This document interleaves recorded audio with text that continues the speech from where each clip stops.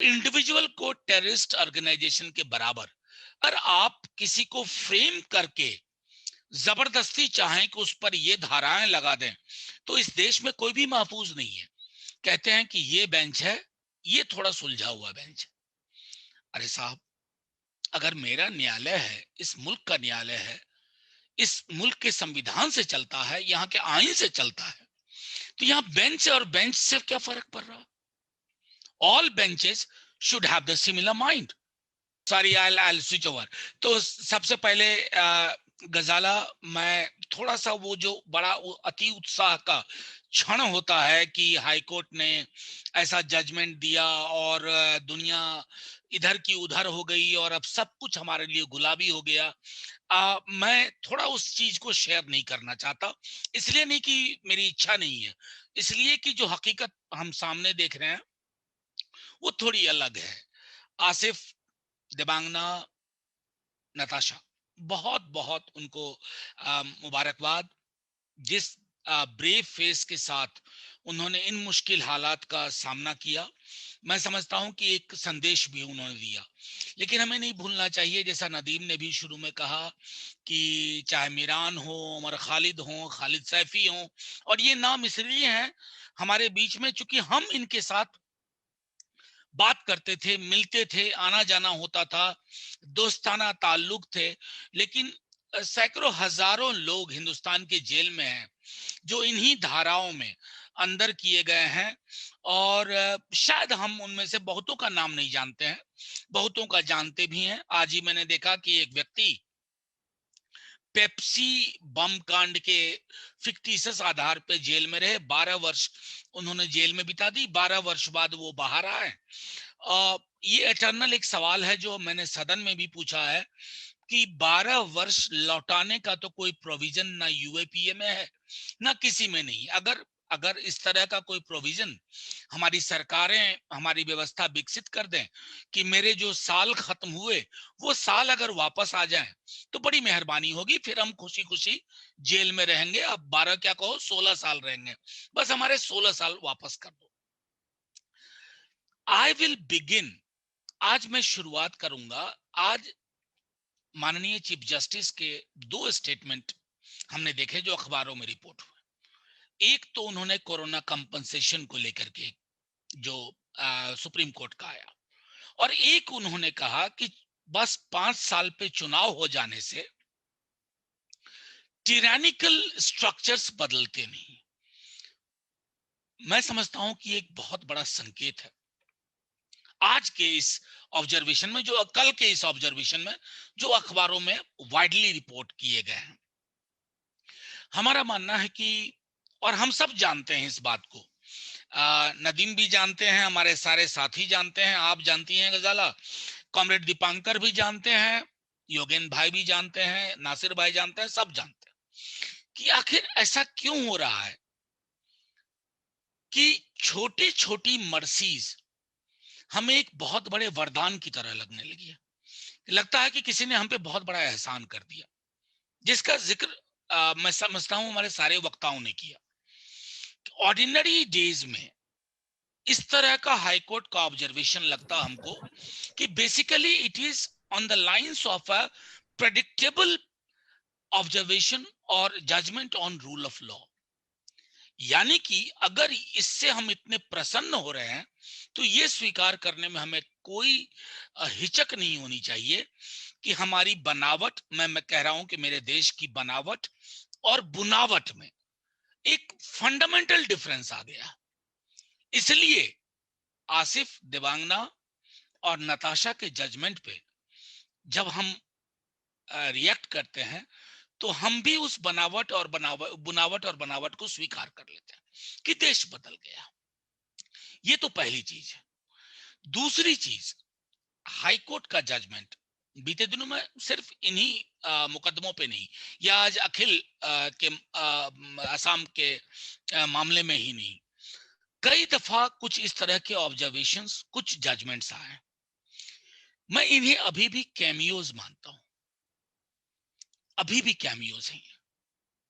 ये एक पैटर्न का हिस्सा नहीं है, इसके लिए रेगुलरिटी की कोई गारंटी नहीं है। अब रेगुलरिटी की गारंटी कैसे होगी? रेगुलरिटी की गारंटी तभी संभव है कि जब हमारे कोर्ट्स के ऑब्जर्वेशन बेंच पे डिपेंड ना करें। हम में से कई लोग इस चीज को जानते हैं, बोलते नहीं है, कहते हैं कि ये बेंच है, ये थोड़ा सुलझा हुआ बेंच है। अरे साहब, अगर मेरा न्यायालय है, इस मुल्क का न्यायालय है, इस मुल्क के संविधान से चलता है, यहाँ के आईन से चलता है, तो यहाँ बेंच और बेंच से क्या फर्क पड़ रहा? All benches should have the similar mind. All benches should look at rule of law and nothing else. ये मेरा मानना है कि इसको हम कैसे करेंगे. मेरे पास कोई जादुई छड़ी नहीं है. मेरे नासिर भाई ने कहा, पॉलिटिकली मैं कई हकीकत जानता हूं सदन के अंदर.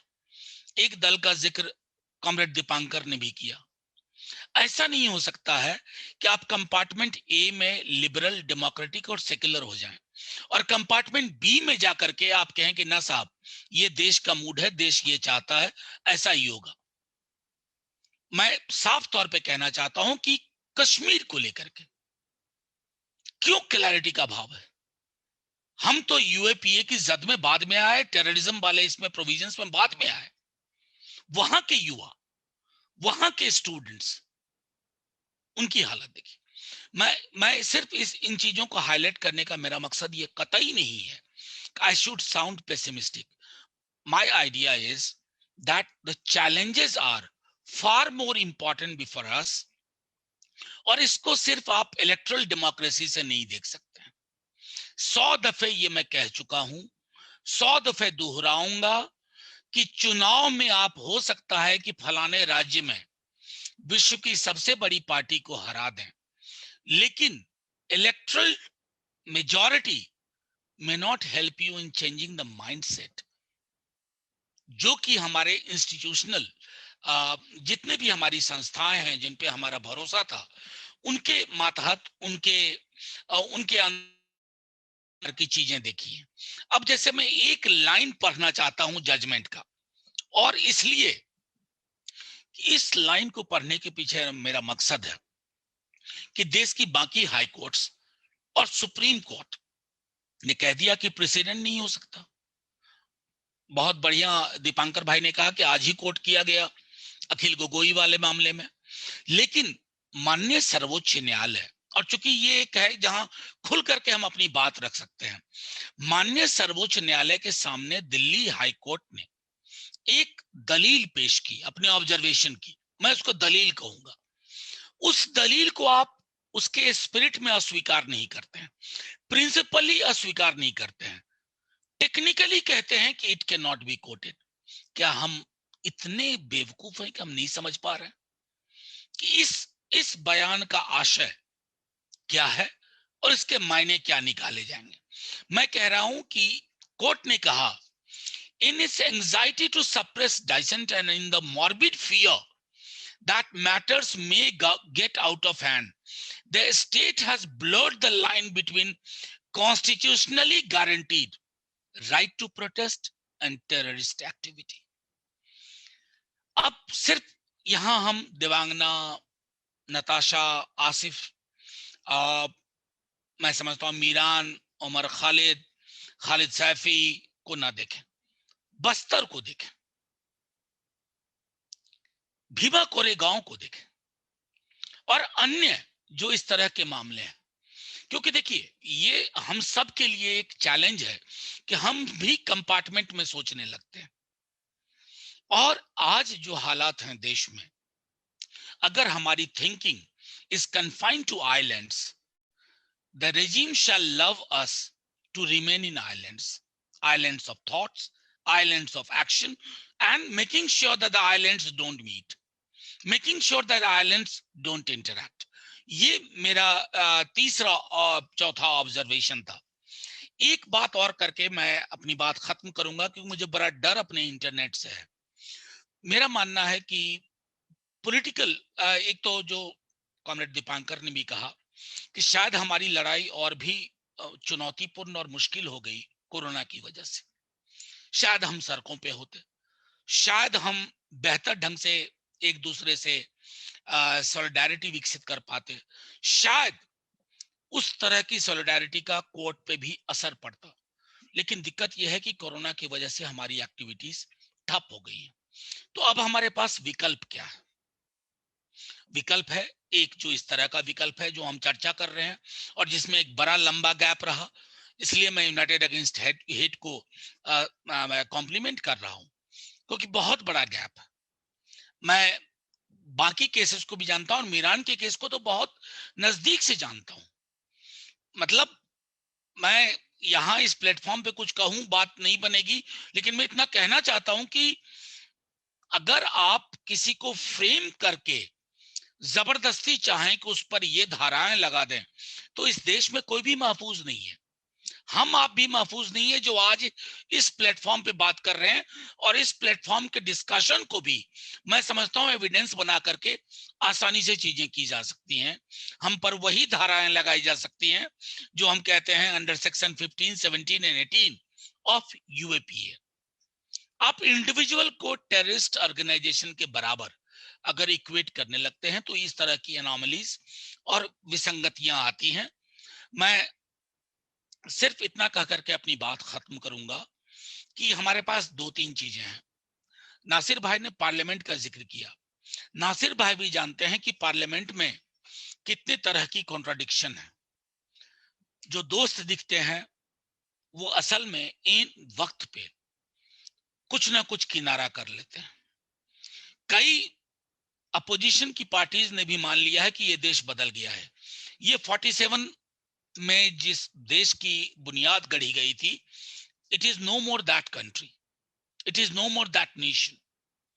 तो कई दलों ने, विपक्ष, मैं बीजेपी की बात नहीं कर रहा हूं, उसने तो कोशिश की बीजेपी ने, लेकिन कई अपोजिशन की पार्टीज ने ये एक्सेप्ट कर लिया है कि there has been a fundamental change and alteration in the very psyche, in the very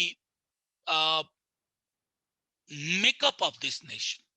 उसकी वजह से कई सारे हमारे महत्वपूर्ण सहयोगी या तो चुप हो जाते हैं, वॉकआउट कर जाते हैं, कोई स्टेटमेंट इस पर नहीं रखते हैं और बाहर आकर के कहते हैं कि यार क्या कहें, थोड़ा देश बदल गया। अब ये कैसे होगा? ये हालात कैसे बदलेंगे? ये हालात तब बदलेंगे जब सिविल सोसाइटी का प्रेशर होगा। I don't think it is the other way around कि पॉलिटिकल क्लास कुछ काम करेगा तो सिविल सोसाइटी पे बातें जाएंगी और सिविल सोसाइटी एक्टिव होगा। It is the other way around. Civil society, उसमें भी पॉलिटिकल क्लास से भी जो लोग आपके साथ आना चाहे, हमारे साथ आना चाहे, वो आए, लेकिन एक फंडामेंटल डिफरेंस लाना है कि opposition to BJP, opposition to these kind of legislation, these kind of जैसे यूएपीए है या इस तरह की चीजें, वो दलों के दायरे से ऊपर जाकर के ये अपने हमारे संविधान की आत्मा को मारने की कोशिश करता है, और वहां पॉलिटिकल पार्टीज डोंट मैटर। अगर उस तरह की सॉलिडारिटी हम विकसित कर पाए तो मैं संभावना देखता हूं। आरजेडी ने मीरान के मसले पे पब्लिक स्टैंड क्यों नहीं लिया? मैं सिर्फ इतना कहना चाहता हूं, Farha, I am a member of parliament from RJD, और क्या स्टैंड लिया वो पता है, मैं बोलना नहीं चाहता हूं इस प्लेटफॉर्म पे। आप लोगों से पूछिए, उनके परिवार से पूछिए, उनके दोस्तों से पूछिए। मैं अपनी पार्टी से अलग नहीं हूं। हालांकि नदीम ने एक बात बहुत अच्छी कही थी, कल मैं राज्यसभा का मेंबर रहूं ना रहूं, I will be part of United against hate and forever. Thank you.